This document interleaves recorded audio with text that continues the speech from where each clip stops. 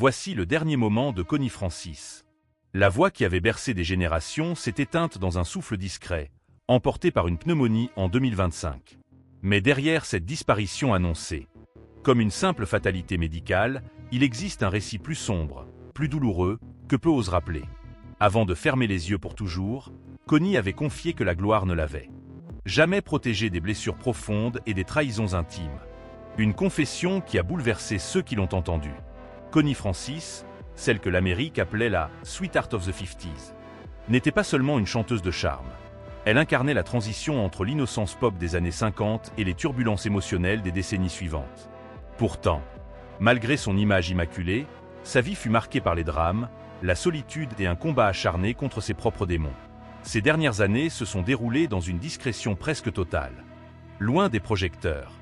Elle vivait recluse, mais gardait le contact avec ses admirateurs par quelques apparitions publiques fragiles, où sa silhouette fatiguée rappelait l'inexorable passage du temps. La maladie l'a frappée brutalement, mais ce n'est pas seulement son corps qui s'est effondré. Son âme portait déjà les cicatrices d'une existence chaotique, tissée de gloires éphémères et de pertes irréparables. Ce qui rend ces derniers instants si poignants, c'est la juxtaposition entre l'icône mondiale et la femme profondément brisée par la vie. Elle avait vendu des millions de disques, marqué la mémoire collective avec des titres éternels comme West Sorry Now. Et pourtant elle s'éteignait dans une chambre d'hôpital, presque oubliée des grandes scènes médiatiques. Le monde occidental a pleuré sa disparition comme on pleure la fin d'une époque. Celle des années 50 idéalisées, où les chansons parlaient d'amour simple, mais derrière les sourires se cachaient déjà les ombres de scandales, de violence et de secrets. Connie Francis n'a jamais cessé d'incarner cette dualité. Sa mort en 2025 a réveillé un océan de nostalgie, mais aussi une pluie de révélations. Car les derniers mots de Connie, partagés avec ses proches, ne parlaient pas seulement d'adieu, mais d'un passé qu'elle refusait de voir disparaître dans l'oubli. Connie Francis, née Concetta Rosa Maria Franconro en 1937 dans le New Jersey, est devenue l'un des visages les plus lumineux de la musique américaine des années 50. Fille d'immigrés italiens, elle portait dans sa voix un mélange d'innocence et de passion qui séduisit immédiatement le public. L'Orskoel and Registra, Who's Sorry Now? En 1958, sa carrière explosa et la propulsa au rang d'idole internationale. Mais derrière la réussite se cachait déjà un fardeau, celui d'une femme contrôlée par son entourage, prisonnière d'une industrie qui imposait son image parfaite au détriment de ses vérités intimes. L'Amérique des années entre 50 et 60, fascinée par la prospérité et le rêve d'une jeunesse insouciante, voyait en Connie Francis une incarnation idéale. Elle chantait l'amour perdu, les regrets, la tendresse, et chacun croyait entendre sa propre histoire dans ses refrains. Elle devint la voix des cœurs brisés, traversant les frontières culturelles. En Europe, en Allemagne et en France. Elle fut accueillie comme une star étrangère capable de chanter dans plusieurs langues, renforçant son statut d'icône planétaire. Mais cette aura de perfection masquait une réalité beaucoup plus sombre. Connie Francis fut victime de violences personnelles, de scandales soigneusement étouffés et de crises psychologiques qui auraient pu anéantir n'importe quelle autre carrière. Son agression brutale dans un hôtel en 1974 marqua un tournant dramatique. L'événement détruisit sa confiance, brisa sa carrière sur scène et la plongea dans une spirale de dépression. L'icône des années 50 devint le symbole d'un Hollywood cruel, où le succès se paie souvent au prix du silence imposé et du sacrifice personnel. Le thème principal qui se dégage de son histoire est celui de la dualité, une artiste adorée par le monde entier, mais trahie par la vie privée et par ceux qui l'entouraient. Cette contradiction nourrit la fascination autour de sa trajectoire. À chaque retour annoncé, à chaque tentative de réapparition publique, le spectre du passé ressurgissait. Les médias, friands de drame, évoquaient davantage ses blessures que ses triomphes musicaux. Les années 80 et 90 furent marquées par ses luttes judiciaires, ses hospitalisations et ses aveux douloureux dans des interviews où elle racontait sans phare la souffrance derrière la gloire. Peu d'artistes de sa génération ont exposé avec autant de courage les cicatrices laissées par l'industrie du divertissement. Elle se transforma en symbole non seulement d'une époque révolue, mais aussi d'un combat contre le silence imposé aux victimes. C'est dans ce contraste entre l'image scintillante de la « Sweetheart of the 50s » et la réalité tragique de son existence que se situe le cœur de notre récit. Connie Francis incarne la beauté fragile d'une étoile qui brille de mille feux, mais dont la lumière cache toujours des ombres. Son décès en 2025 ne fut pas seulement la disparition d'une chanteuse. Il fut la fin d'une époque, et le rappel brutal que derrière les refrains de nostalgie se trouvent souvent des vies déchirées. L'histoire de Connie Francis ne se résume